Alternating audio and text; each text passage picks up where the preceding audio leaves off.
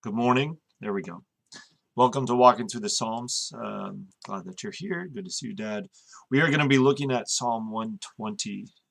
Psalm 120 this morning. This is the beginning of a group of psalms called the Songs of Ascent. They were, you might call them pilgrim songs, as the people were coming into Jerusalem for the pilgrim feasts. And this is the beginning, and we'll see how as the beginning of them, it starts in a distant land. And that's where we're going to begin. So with that, let me go ahead and open us in prayer. Heavenly Father, thank you for your word. Thank you for this opportunity to study the Psalms, to sing the songs of old with your saints, and to see your faithfulness and your love, even in the midst of a sojourn, a place that isn't our ultimate home. We thank you for Psalm 120, and just pray your blessing on our study of it. In Jesus' name, amen. As I just mentioned, this is a psalm of ascent, the first of the psalms of ascent. And as the first one, it is starting us off, if you will, way out in the wilderness, or foreign land, really. And by the time we come to the end of the songs of ascent, we'll be right at the altar. Right at the place of God's dwelling with His people, at the Ark of the Covenant, the very center, if you will, of the worship of God's people. So, with that, why don't we go ahead and read Psalm 120, a song of ascents, and you'll notice it's not songs of ascent, but song of ascents. And one of the commentators noted that, that title being in the plural likely is just an emphatic, the sort of the highest, if you will. This isn't just any ascent, but this is the ascent of God's people to the worship of God. Song of Ascents. In my distress I called to the Lord, and He answered me.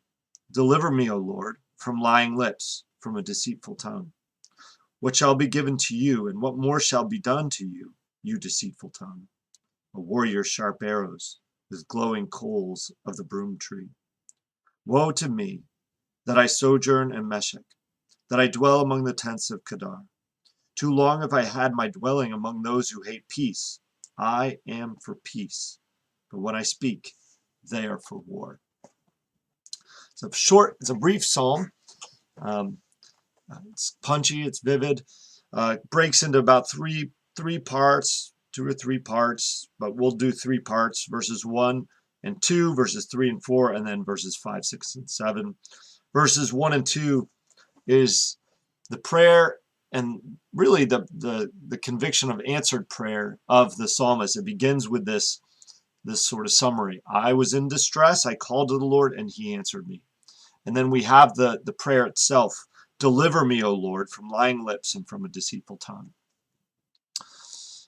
So there's prayer and answered prayer, the conviction of answered prayer. And then verses 3 and 4, you might call it the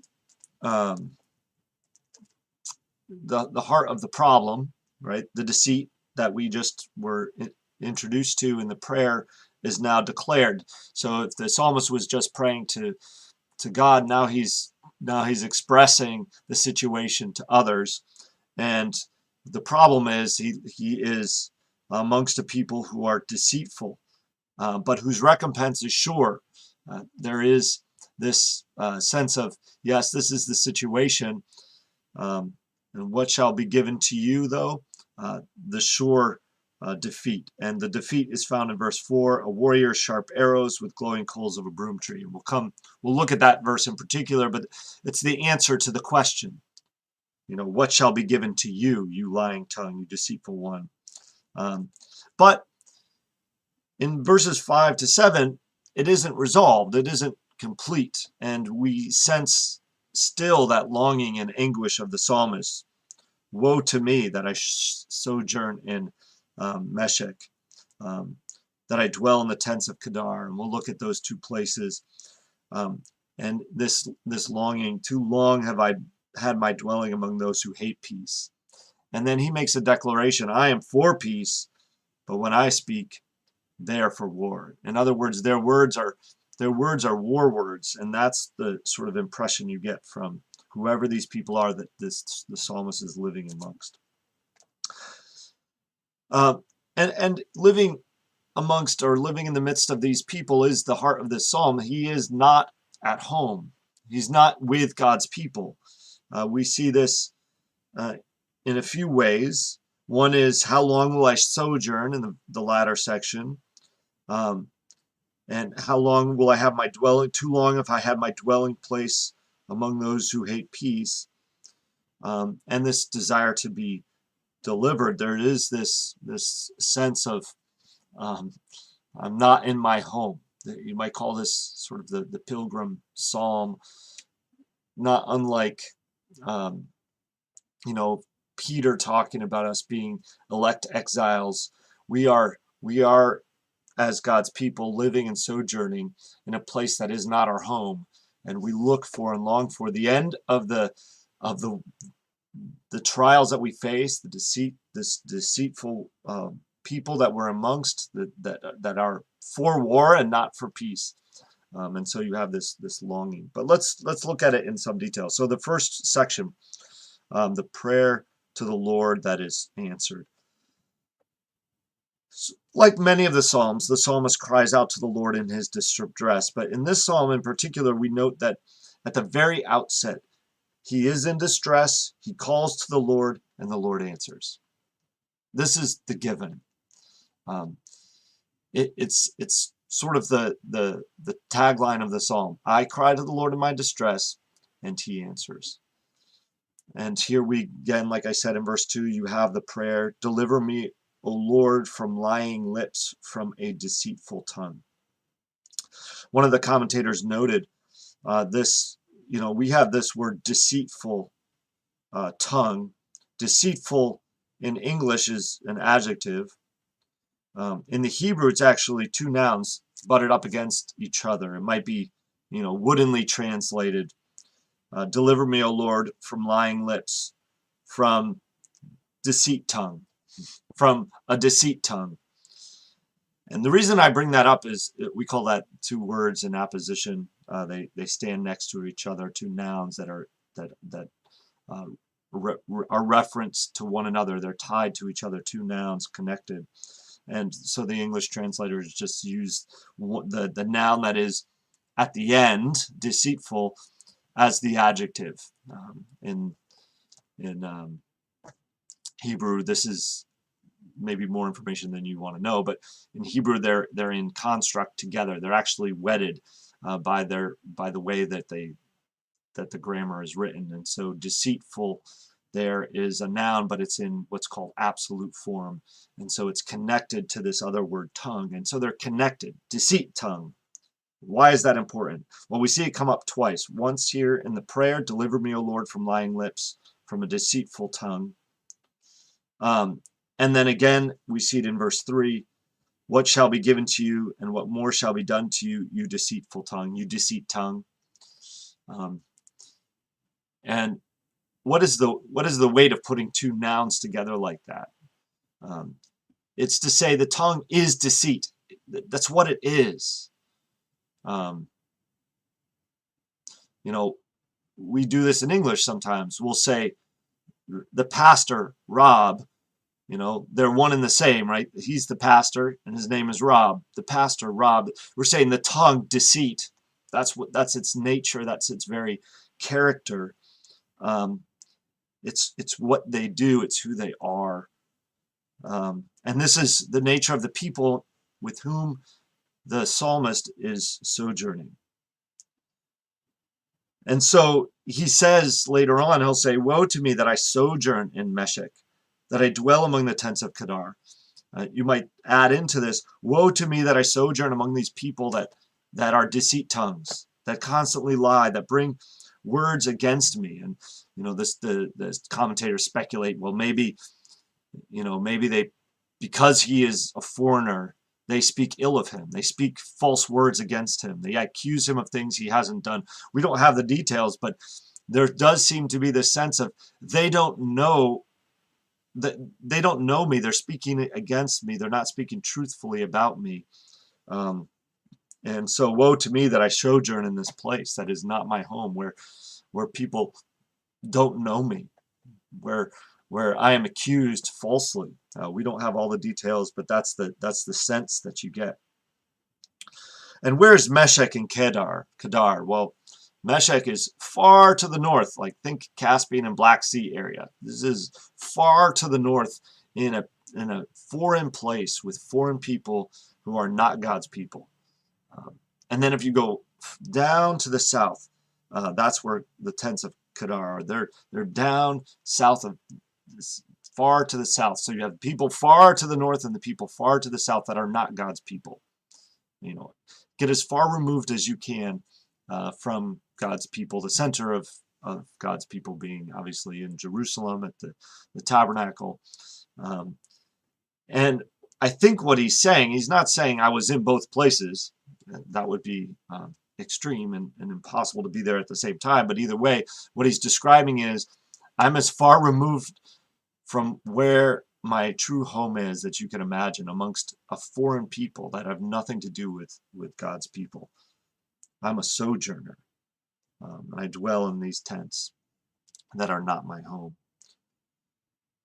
And he longs for a home that is not marked by deceit tongue, but rather that is marked by peace. And once again, here in verse 7, we have the language, we have these two nouns in construction, in this form of apposition, two nouns stuck together, where it says, I am for peace. The translators, including the Septuagint and others, put for in there because it makes it into a more easily understood sentence. And it gets at the heart of it. I am somebody who is for peace, right? But really all it says is, I am peace. I'm about peace. I am, peace and me go hand in hand. But the people that I live amongst, they are deceit tongues and they are for war. With their words, they bring conflict and war.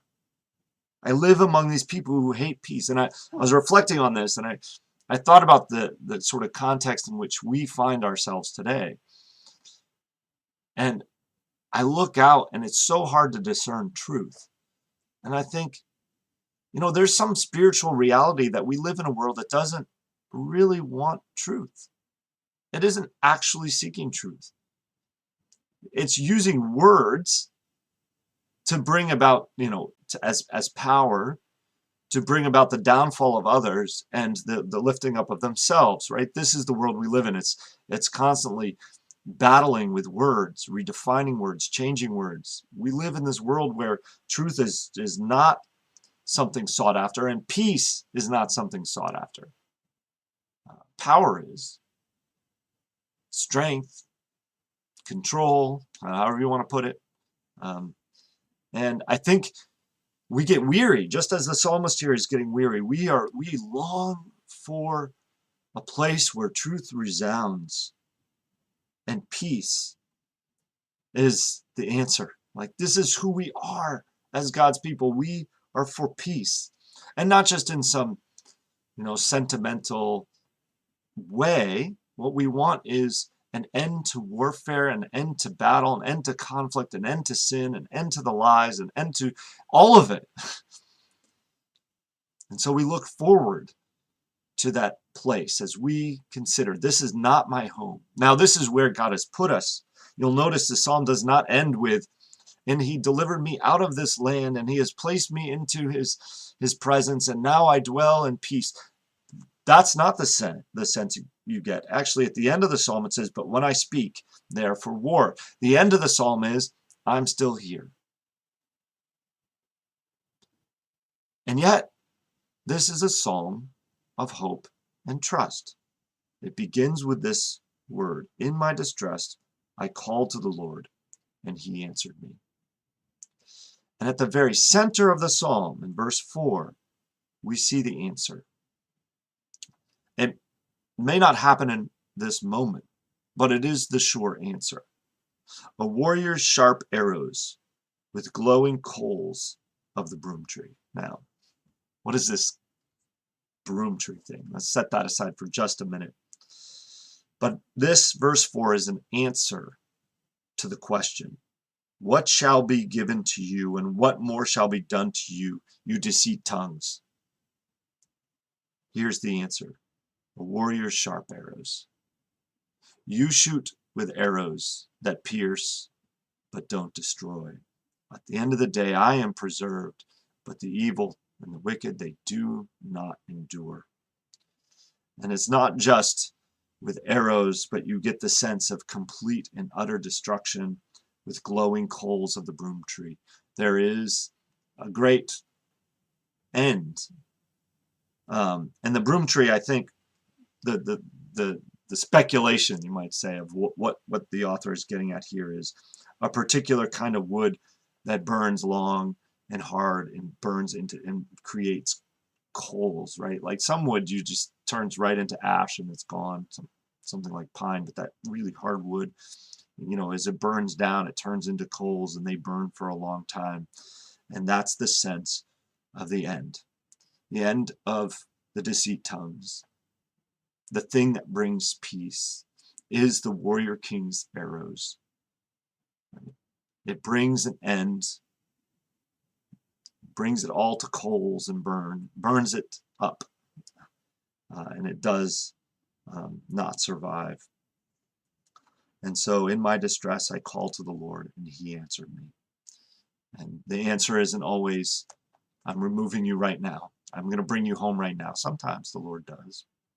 But as we look at the world, and we're called to sojourn and live in this place and dwell in these tents of Meshech and Kedar, we ought to remember that the Lord is our divine King who will conquer his and our enemies and bring about peace. And I think we're called to be people of peace. I am peace. We're to bring that peace to the world. Part of God's conquering is not the burning coal of destruction, but the atoning coal of Christ's love, right? The coal that is brought to Isaiah in the in the vision where he is a man who is undone and whose lips are unclean, and he is cleansed by God. And so we, as those who are for peace, bring peace to the world. We are God's arrows, if you will, and that we bring the hope of peace. All right, that's what I have for us. You can throw your thoughts into the chat. I thought this is a timely psalm for the world in which we live as sojourners. And I hope it was encouraging to you, to remind you that in our distress we can call to the Lord, and he indeed answers. He is our divine warrior king, and he is bringing us home and bringing about peace. Maybe not in our time frames. Maybe he calls us to endure. But we can be that agent of his peace. Dave says, seems like the Hebrew is more focused on distinct meaning than the English.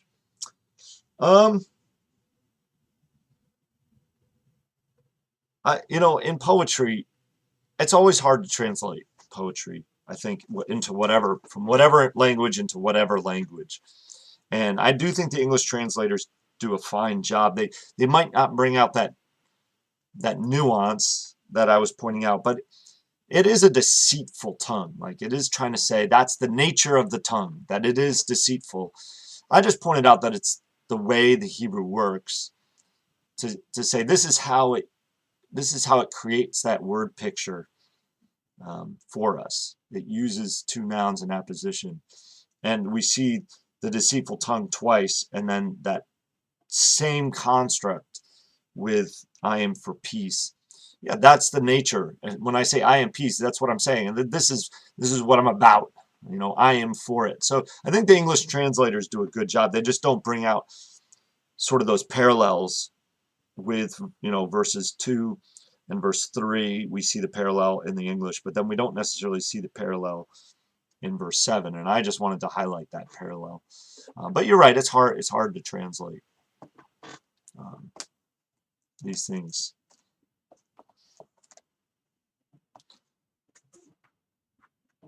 But I think one of the joys of studying Hebrew is it's a super picturesque language, and it's almost simple in its style. Like if you look at the Hebrew, it's much simpler than English, and so in its simplicity, I think it provides sometimes more of a punch to us, and maybe that's what you're sensing. That says, interesting, he is on the way to a time of renewal before returning back to the difficult life, not unlike Sabbath rest when the people of God gather on Sunday. Yeah, so I was using this sort of big eschatological picture, but this would have been a rhythm, which of course Sabbath rest is a picture of. But this is a rhythm of him. He starts, maybe this is Monday morning. In the grouping of Psalms, this is Monday morning. And then by the time we come to Sunday, there's that peace and rest that enables him then to go back to the dwelling in the tents, reminding himself of that. And for us, similarly, right? To see that rest and peace that we have in God's church with God's people on his Sabbath day, that renews us and strengthens us and reminds us that the Lord indeed answers us in our distress. And that picture of ultimate rest is given to us each week, week in and week out. And God's faithfulness to us and his conquering his and our enemies is renewed every week we come in and we go out. So I appreciate that. That's a good picture.